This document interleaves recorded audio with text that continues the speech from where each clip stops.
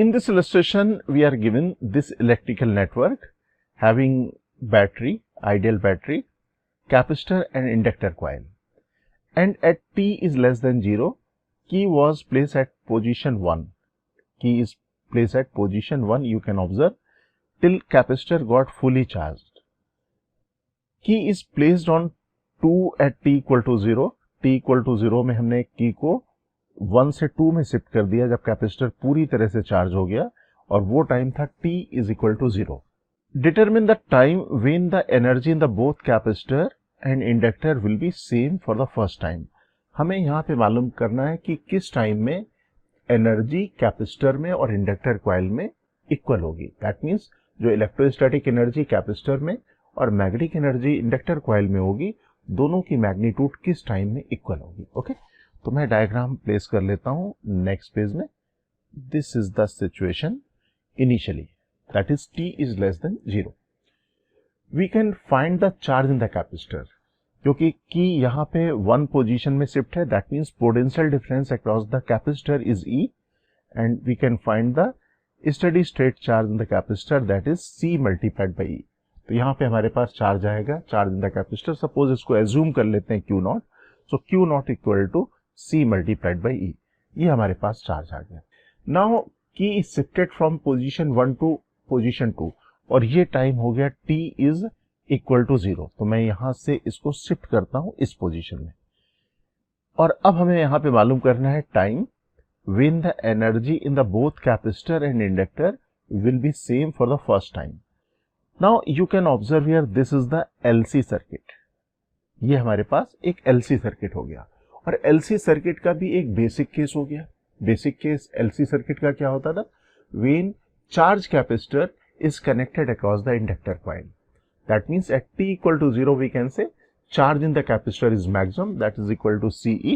अब हम लोग अगर यहाँ से इसको कनेक्ट कर देंगे, the electrostatic energy stored in the capacitor will be delivered to the inductor coil. और इंडक्टर कॉइल में जो एनर्जी होगी वो मैग्नेटिक एनर्जी के फॉर्म में आ जाएगी. और ये स्टैंडर्ड केस है. स्टैंडर्ड केस में हमें charge in function of time मालूम है, that is Q is equal to Q naught cos omega t. ये रिलेशन है, और ओमेगा की वैल्यू हम लोग जानते हैं, omega is equal to under root 1 divided by LC. This is the angular frequency of the oscillation of the LC energy. LC that means inductor coil और capacitor में जो एनर्जी का ऑसिलेशन है उसकी angular frequency. Similarly we can write the expression for the current.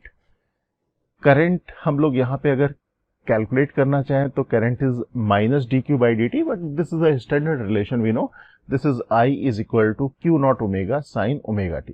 ये standard relation है, और ये स्टैंडर्ड रिलेशन जो बहुत कॉमन केस है जब कैपेसिटर को, चार्ज कैपेसिटर को हम लोग इंडक्टर कॉइल के साथ कनेक्ट कर देते हैं. Now we can write the expression for the energy stored in the capacitor. Energy stored in the capacitor equal to Q square divided by 2C. Suppose Q is the charge at any time t. So let us write electrostatic energy stored in the capacitor Q square divided by 2C. Q is the charge in the capacitor at any time t. और Q का relation हमें मालूम है, Q is equal to Q naught cos omega t. तो अगर मैं यहाँ पे सब्स्टिट्यूट करता हूँ तो ये रिलेशन आ जाएगा Q naught square cos square omega t divided by 2C. This is the energy stored in the capacitor at any time t. Now we can write the expression for the energy stored in the inductor coil. Suppose किसी time में inductor coil के through current है I, तो हम लोग express कर सकते हैं magnetic energy stored in the inductor coil, that is 1/2 Li square. तो ये मैं रिलेशन लिख देता हूँ 1/2 Li square, and I is equal to Q naught omega sine omega t. Now we can substitute the value of I, this one. तो यहाँ पे अगर मैं वैल्यू सब्स्टिट्यूट कर दूं तो ये रिलेशन आ जाएगा 1/2 L Q naught square omega square sine square omega t. अब हमें energy stored in the capacitor, energy stored in the inductor coil in function of time आ गया. लेकिन हमारी रिक्वायरमेंट क्या थी? The time when energy in the both capacitor and inductor is same, और वो भी फर्स्ट टाइम. तो अब मैं इन दोनों को इक्वेट कर देता हूं. Electrostatic energy stored in the capacitor that is equal to magnetic energy stored in the inductor coil. यहां से कई चीजें कैंसिल आउट हो जाएंगी. Q नॉट स्क्वायर से कैंसिल हो जाएगा, 2 और 2 भी यहाँ पे हम लोग कैंसिल कर दें. अब मैं यहाँ पे इसको रीअरेंज कर लेता हूँ. अब आ जाएगा cos square omega t. Cos square omega t divided by c is equal to L multiplied by omega square sin square omega t. So here we can rearrange, we can write cos square omega t divided by sin square omega t, that is equal to L multiplied by c multiplied by omega square. Okay.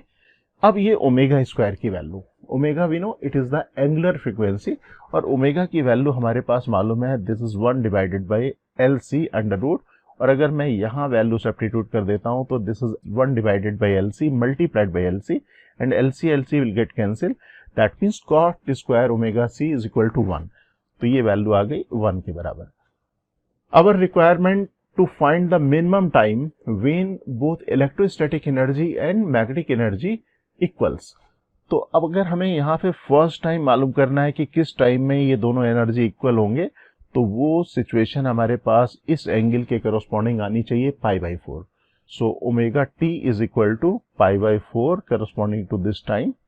अब इससे हम लोग rearrange कर लें, this is T is equal to pi divided by 4 omega. तो मैं इसको लिख लेता हूँ pi divided by 4 omega, and we know the value of omega, omega is equal to 1 divided by under root L C. अब मैं यहाँ पे वैल्यू सब्स्टिट्यूट कर देता हूँ और ये आ जाएगा time when electrostatic energy stored in the capacitor equals the magnetic energy stored in the inductor coil. Dear aspirants, Cengage India has launched the new edition of our JEE Advanced Physics books. Please visit www.cengage.co.in to buy a copy. You can also buy the books from Amazon or Flipkart.